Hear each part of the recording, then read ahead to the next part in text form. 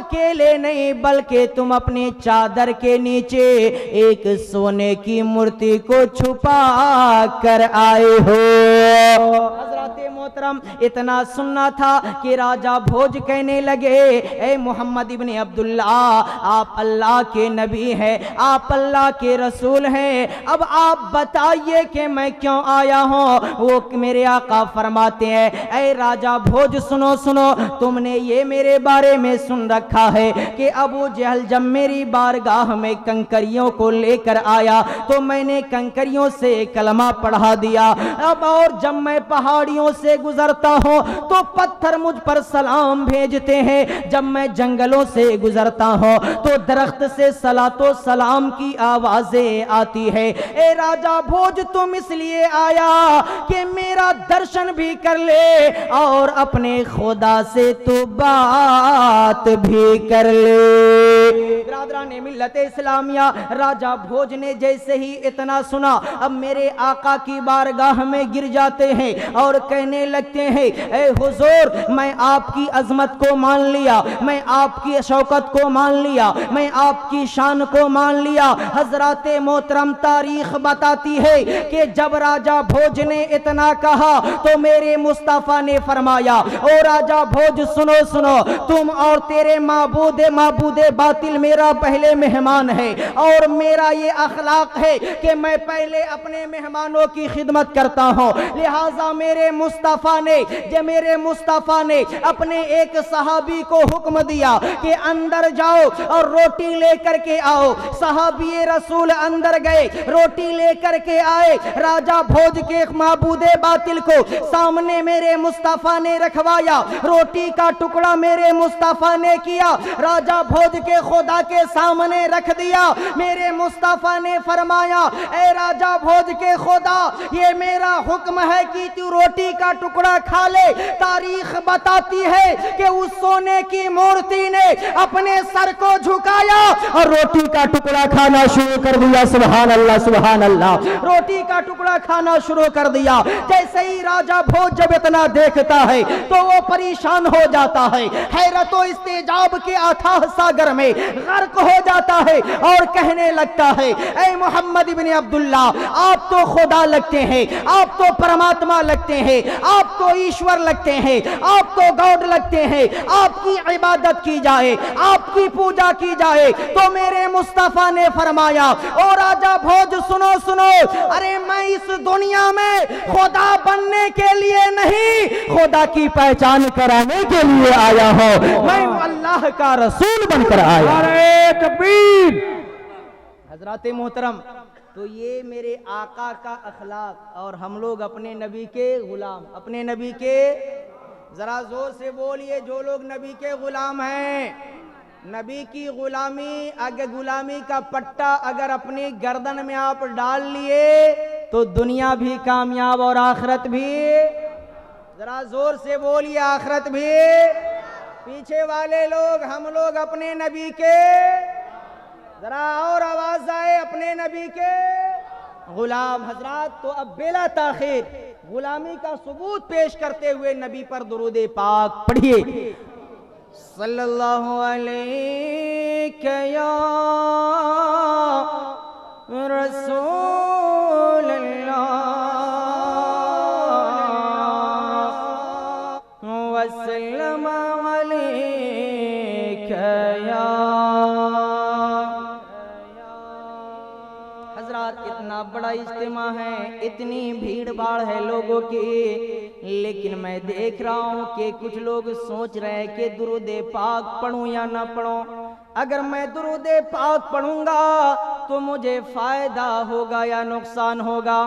پیچھے والے حضرات بھی غور سے سنیں، ہمارے کھڑے ہونے والے بھائی بھی غور سے سنیں، آپ حضرات بھی توجہ کے ساتھ سنیں۔ آپ یہ مت سوچو کہ میں نبی پر بکثرت درود پاک پڑھوں گا تو مجھے فائدہ کیا ملے گا۔ او مسلمانوں توجہ کے ساتھ سننا، ہمارے اور آپ کے آقا پیارے سرکار محمد مصطفیٰ صلی اللہ تعالی علیہ وسلم کا فرمان عالی شان ہے۔ میرے مصطفیٰ فرماتے ہیں کہ جو بندہ مومن دنیا زیادہ مجھ پر درود پڑھے گا. او مسلمانوں توجہ کے ساتھ سننا. آقا فرماتے ہیں کہ جو بندہ مومن دنیا میں سب سے زیادہ مجھ پر درود پڑھے گا تو میں محمد کل قیامت کے دن سب سے پہلے اس کی شفاعت کروں گا.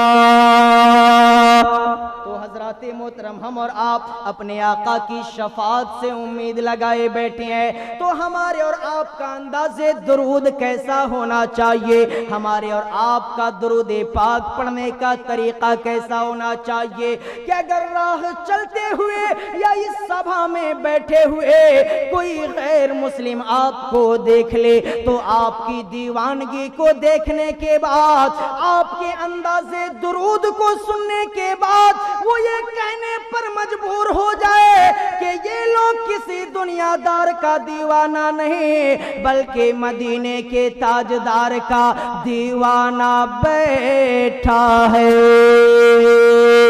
تو حضرات بلند آواز سے پڑھیے صلی اللہ علیہ. حضرات میں مائک اسی لیے چھوڑتا ہوں کہ آپ کی آواز بلند ہو. بلند آواز سے پڑھیے صلی اللہ علیہ یا رسول اللہ وسلم علیک یا حبیب اللہ صلی اللہ تعالی علیہ وسلم. حضرات ایک مرتبہ سبھی آدمی دیکھیے, میں اپنی عادت کے مطابق زیادہ نہیں, ایک مطلع دو لے ضرور پڑھوں گا. شاعر اعظم ہندوستان الحاج حبیب اللہ فیضی صاحب قبلہ مدد اللہ العالی و نوران نے اور صدر باوقار جناب عبدالرزاق صاحب اور مقرر بے مثال قاری خوش الحان حضرت حافظ و قاری شمیم اختر صاحب قبلہ اور دیگر ہمارے حسیب اللہ صاحب جگر اور جمال صاحب قبلہ جو نقیب ہے اس جلسہ کے, ان تمام لوگوں کی توجہ کو چاہتے ہوئے اور یہ علماء کرام, اگر ایک بات دیکھیے میں ان علماء کو سنانے نہیں آیا ہوں بلکہ عوام کو سنانے آیا ہے کہ نہیں. اگر علماء کرام اس ناچیز کی گفتگو پہ توجہ دے پھر بھی کرم, نہ دے پھر بھی کرم, اگر ان علماء کرام کی توجہ کا غسالہ مل جاتا ہے تو نسیم القادری سمجھتا ہے کہ آج میرا لہجہ باوضو ہو رہا ہے. حضرات محترم میں اپنی عادت کے مطابق ایک مطلع دو لے پہنچانے کی سعادت حاصل کر رہا ہوں. ایک مرتبہ سبھی آدمی نبی کے نام پر, دنیا دار نیتا کے نام پر ہم ہمیشہ ہاتھ اٹھاتے ہیں, آج مدینے کے تاجدار کے نام پہ ہاتھ اٹھائیں گے. سبھی آدمی ہاتھ اٹھا کر بولیے یا رسول اللہ.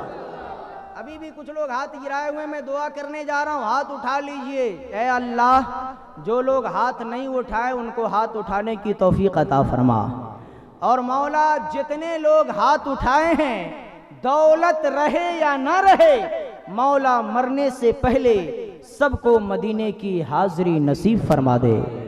حضرات قسم خدا کی اتنی اچھی دعا دیا ہوں کہ زندگی کی ساری محنتیں ہماری وصول ہو جائیں گے, اس لیے کہ میرے آقا کا فرمان ہے ہم مومنوں کا اس پر ایمان ہے, اور جس کا اس پر ایمان ہے وہی لوگ سچے پکے مسلمان ہیں, اور جو لوگ دنیا میں مسلمان ہیں وہی لوگ میدان محشر میں ہونے والے جنت کے مہمان ہیں.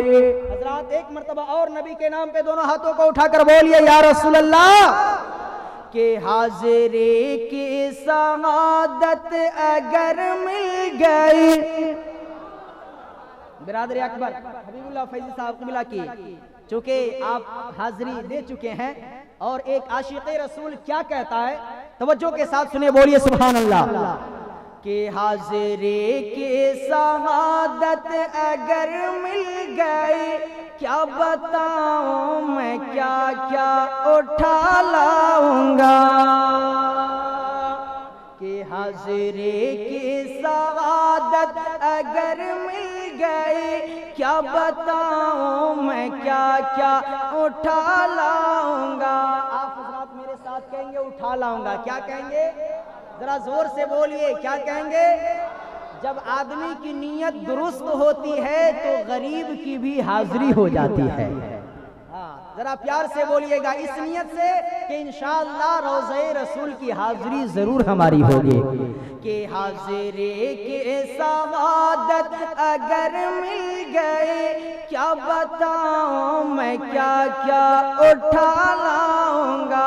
حاضرے کے سعادت اگر مل گئے، کیا بتاؤں میں کیا کیا اٹھا لاؤں گا۔ کہ حاضری کی سعادت اگر مل گئی،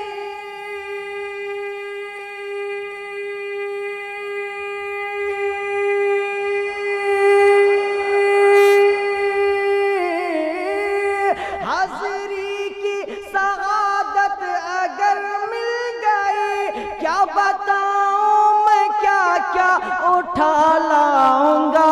کیا بتاؤں میں کیا کیا اٹھا لاؤں گا۔ نور سے شیشہ دل چمک جائے گا، نور سے شیشہ دل چمک جائے گا۔ اس میں طیبہ کا نقشہ اٹھا لاؤں گا۔ نور سے شیشہ دل چمک جائے گا، اس میں طیبہ کا نقشہ اٹھا لاؤں گا۔ حاضرے کے سعادت اگر مل گئے، کیا بتاؤں میں کیا کیا۔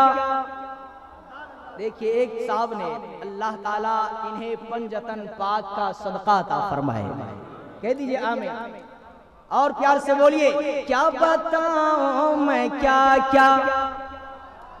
دیکھیے حضرات مجھے کافی کم وقت ملا ہے، اس لیے میں آپ کو جھنجھوڑ نہیں رہا ہوں۔ ہاں پیار سے بولیے، کیا بتاؤں میں کیا کیا۔ پیچھے والے حضرات بھی بولیں، کیا بتاؤں میں کیا کیا اٹھا لاؤں گا۔ اور رب نے سب کچھ نبی کو عطا کر دیا، بانٹتے ہیں جہاں کو میرے مصطفیٰ۔ کہ رب نے سب کچھ نبی کو عطا کر دیا، بانٹتے ہیں جہاں کو میرے مصطفیٰ۔ کہ رب نے سب کچھ نبی کو عطا کر دیا،